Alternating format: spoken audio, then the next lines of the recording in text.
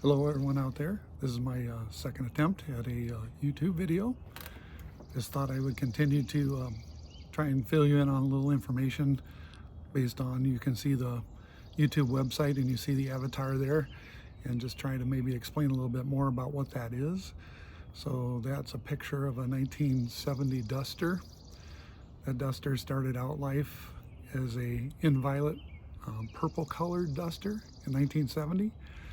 And as a few years went by and the paint kind of started to fade and flake because the car had to sit outside its whole life, my brother convinced my parents to paint it B5 blue.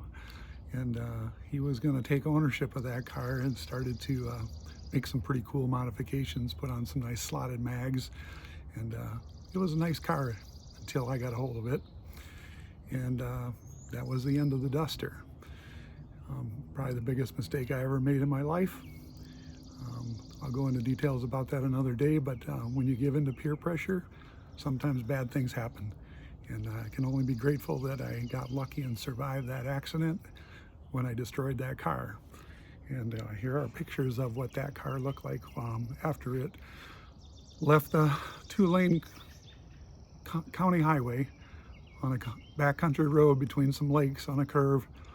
And they had excavated across the road, cut a slot in it, and repaired some things and repatched it, and it had a big sag in it. I didn't know those things until I came back to the area and saw what really happened. But going around the corner of a beat up road with no stripe on it, the edge all beat up, so you're kind of half up on the crown. And those old roads where I was were made out of some big stone, which was really not very good traction, not like blacktop. And when that car had a firm suspension, and when it hit that dip, it was right in the crest of that curve, and it upweighted that car. And by the time the weight came back down, it was already across the second lane and started in the gravel. Slid the car sideways, started to slide down the embankment, and then it hooked.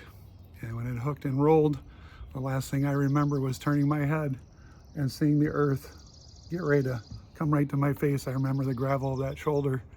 And then I got knocked out. And here's the car.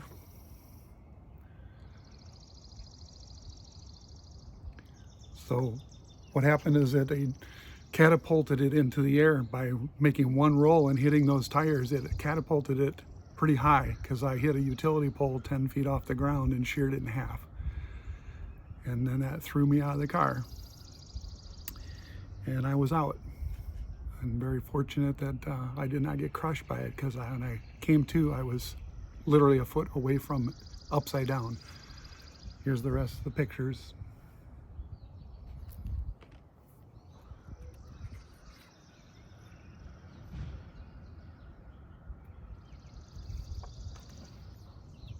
Sorry if this is shaky, I'm a little primitive at this.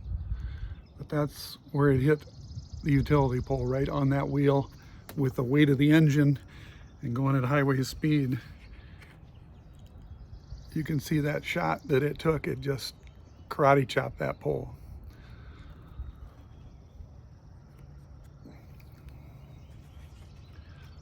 Of course, it snapped that cast aluminum rim when it smacked it.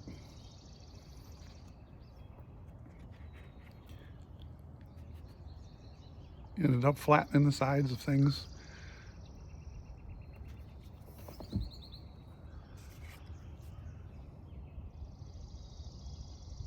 Again, sorry for the primitive approach here, but just wanted to show what that avatar was really representing. That was an awesome car. I wish I had not wrecked that car for my brother. Cost my family a lot of money, a lot of pain, but it taught me a life lesson.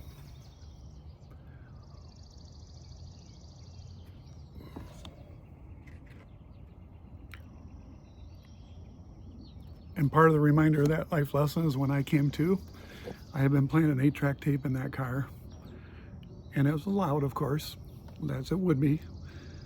And the first words I heard out of that stereo, because it was still going, was the phrase, "Nobody's fault but mine," the Led Zeppelin song. And it just burned it into my brain, because it literally was nobody's fault but mine. And it's like, how could the timing of that message been sent to me right at that moment when I came to?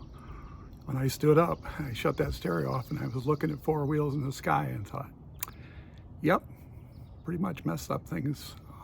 See how it turns out from here. Thank God for great parents.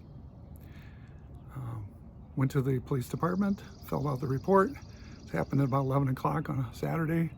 He was going to take me back to my campground, and things were going to be said and done. You know, it was going to be over, and just go on about what the results of that were going to be. And luckily, you know, I needed to run to the restroom, and I asked him if I had permission to go out the door to do that, and I did. And I turned the corner, and I lost my eyesight when I stood up, and I bumped into the door and slammed it against the wall around the corner. And he shouted out, "Hey, are you okay?" And I said, "Yeah," I said, "I just bumped the door. I'm fine." I wasn't fine. It took me a couple seconds before I could get my eyesight back. And I was a scared kid. So I just went back in there, and he said, "You know, let's just be safe. Let's just take you to the hospital for observation." So then I waited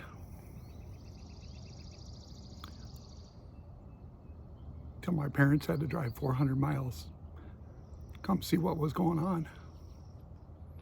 And I just prayed that maybe I was hurt bad enough that I wouldn't have to face maybe my dad, my mom, and how much I let them down, and how much pain that was going to be. And they came and saw me at 10 o'clock at night. I'll never forget their shadows coming down the hallway in the dark at that hospital, 10:30 at night.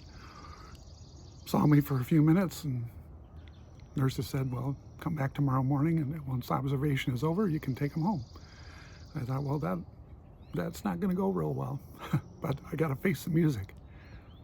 But at 7 o'clock came that morning, and a doctor finally came in to see me, checked on some pain that I had, talked about a very sharp pain. He asked if I had a sharp pain in my left shoulder, like a needle shoving down through there into my chest. And that kind of scared me, because I thought, how does he know the pain I have that I couldn't sleep? It's very specific. He says, "I think you tore your spleen." So it's not uncommon for a football player, a sports player, you fall on your spleen, you get a little tear in it. So not unusual. He said, if that's the case, we can fix it. He says, "Let's take you down and let's do a dye test, inject you with dye and take an x-ray and see what happens." But when that's done, I just hear his words behind my back: "Nurse, cancel all my appointments. Book him for emergency surgery. Where's his parents?" And he turned to me with a picture.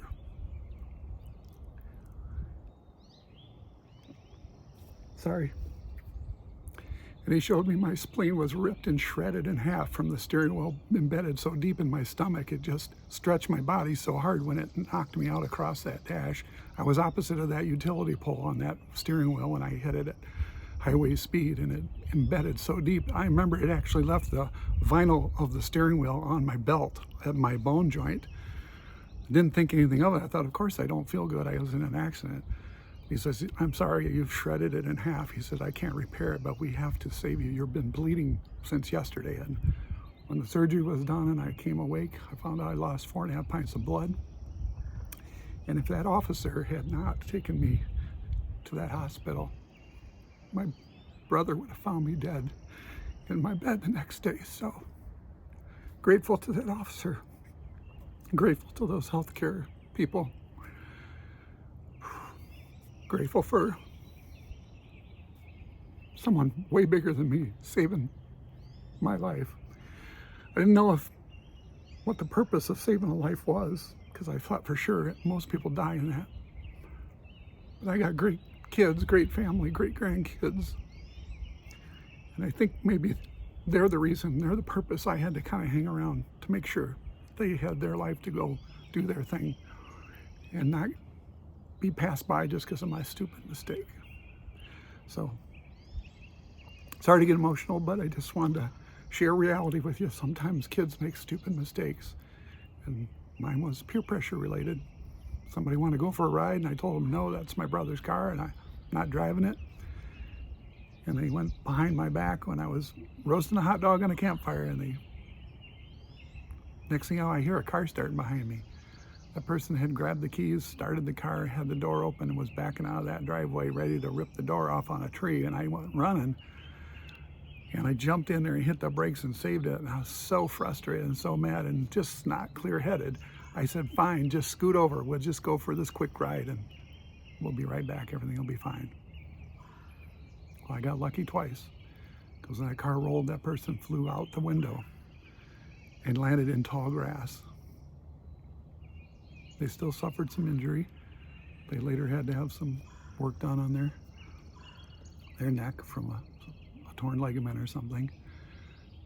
We never saw each other again. Parents had to deal with all the fallout. And then I spent the next part of my life trying to wake up and realize that high-risk insurance is pretty rough on a kid when it's time to get your driver's license and you're driving an 8-year-old station wagon back in the 70s, the mid-70s, and I'm paying $1,200 a year for insurance on a $300 car. And that's why I never got in the muscle car era. I was too young to do it, and then once I got of age, I could never have afforded where I lived. They would not insure me on anything like a Camaro, like a Firebird, like a Mustang, like a Corvette, none of it, no Chevelle, nothing. So it's like, drive that station wagon to work and think about that while you're earning a living and trying to grow up a little bit. So, sorry this went long, but that's the avatar.